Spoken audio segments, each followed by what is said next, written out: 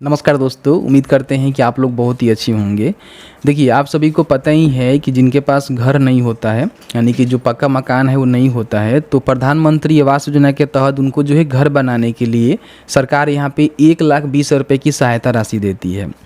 Specially हम बिहार की ज़्यादातर वीडियो बनाते हैं, तो हम बिहार की ही ज़्यादातर बात करते हैं। तो बिहार में आप सभी को पता ही है कि लगभग 2,43,000 जो आवास है ना 2024-25 में लोगों को मिलने वाला है, क्योंकि इतना ही लिमिट जो है केंद्र सरकार के द्वारा बिहार सरकार को दी गई है। हालांकि बिहार सरकार के जो भी मंत्री हैं ना, वो लगातार यहाँ पे कोशिश कर रहे हैं कि 5 से 6 लाख और जो है यहाँ पे लक्ष्य हमें मिल जाए, क्योंकि जो भी बिहार के बेघर हैं, जिनके पास घर नहीं है, उनको घर बनाने के लिए ज़्यादा ज़्यादा जो है बेनिफिट यहाँ पे मिल सके। लेकिन अभी 2,43,000 के समथिंग यहाँ पे आवास स्वीकृत किए गए हैं। अब इसमें से देखेंगे तो 1,10,000 के समथिंग जो आवास का स्वीकृति है ना, आज यहाँ पे लोगों को मिलने वाला है, ठीक है। और इसके साथ ही साथ 1,05,000 ऐसे लाभार्थी हैं जिनको इसका जो प्रथम किस्त है वो यहाँ पे मिलने जा रहा है। आज ही आपके खाते में जाएगा, बताएंगे ऑफिशियल तौर पर आपको जानकारी देंगे कि पैसे किस तरह से मिल रहे हैं और किस तरह से इसका आवेदन वगैरह वगैरह लिया गया है, उसकी भी जानकारी हम इस वीडियो में बताएंगे। इससे पहले भी मैंने वीडियो बनाकर आप सभी को जानकारी दिया ही था ऑफिशियल तौर पे, ठीक है। तो अभी देखेंगे तो मेरे पास ऑफिशियल तौर पे यहाँ पे नोटिस है जिसमें सभी जानकारी विस्तार से बताई गई है।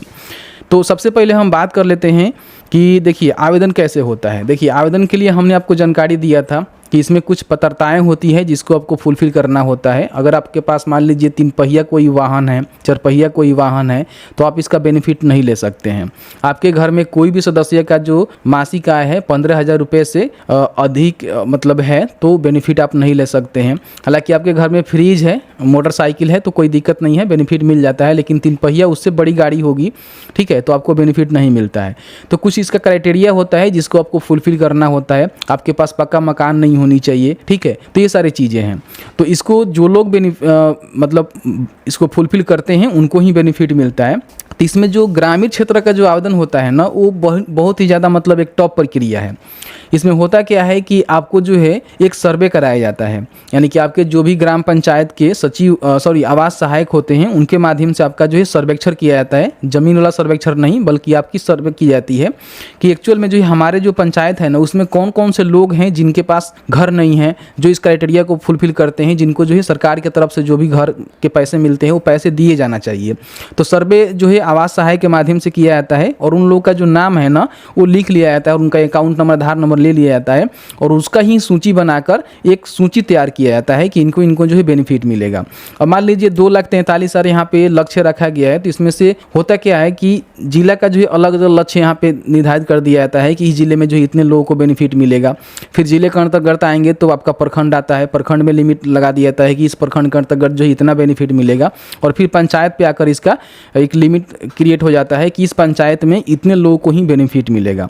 और मान लीजिए बहुत सारे लोग ऐसे हैं जो कि योग्य हैं, बट जो लिमिट होता है वो कम होता है। तो इसमें क्या होता है कि जो सबसे ज़्यादा गरीब होते हैं ना, उनका यहाँ पे सिलेक्शन होता है, या फिर ज़मीनी हकीकत आप देख ही सकते हैं किस तरह से सिलेक्शन होता है, वो तो आपको पता ही है। तो उस तरह से क्या होता है कि आवास सहायक के माध्यम से इसका सर्वे करके उन लोग का जो डेटा है वो तैयार किया जाता है, ठीक है। अब तैयार किए जाने के बाद क्या होता है कि मान लीजिए आपके पंचायत में अगर 10 लोगों को बेनिफिट देना का लिमिट है, ठीक है, और होता क्या है कि 50 लोग का सर्वे हो गया, 50 लोग योग्य हैं, उनको बेनिफिट देना है, तो कहाँ से दिया जाएगा? 10 लोग को ही मिलेगा।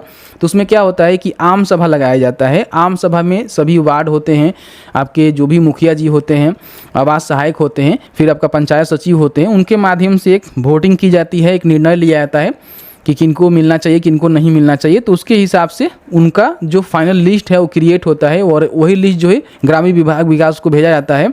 उसके बाद उसका सेक्शन होता है और सेक्शन होने के बाद उनको बेनिफिट मिलता है।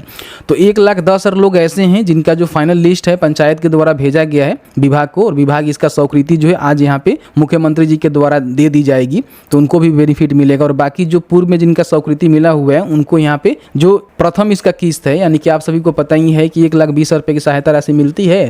तो इसमें देखेंगे तो 3 किस्तों में आपको पैसा मिलता है, तो 40-40 रुपये करके जो है यहाँ पे दिया जाता है।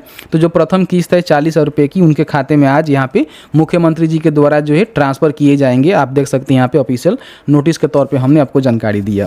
बाकी शौचालय का पैसा जो है बहुत सारे लोगों को नहीं मिला हुआ है। आप सभी को पता ही है कि आप अपने घर में शौचालय का निर्माण करवाते हैं, तो लोहिया स्वच्छ मिशन बिहार के तहत जो है आपको 12,000 रुपये का जो अनुदान है ना, वो शौचालय पर आपको मिलता है। तो इसका भी पैसा जो है यहाँ पर ट्रांसफ़र किया जा रहा है। लगभग 50,000 जो लाभुक है ना, उनको यहाँ पर शौचालय जो बनवाए हुए हैं उनका जो अनुदान है वो आवेदन किए हुए हैं ब्लॉक के माध्यम से होता है, तो उनको भी बेनिफिट यहाँ पे आज ट्रांसफ़र किए जाएंगे। तो मैंने जो है पूरी जानकारी इस वीडियो में बताने की कोशिश किया हुआ है। वीडियो थोड़ा सा अच्छा लगा है तो प्लीज़ वीडियो को लाइक करेंगे, और आपके मन में कोई भी सवाल होगा इस वीडियो से रिलेटेड तो आप हमें कमेंट्स में कमेंट करके पूछ सकते हैं।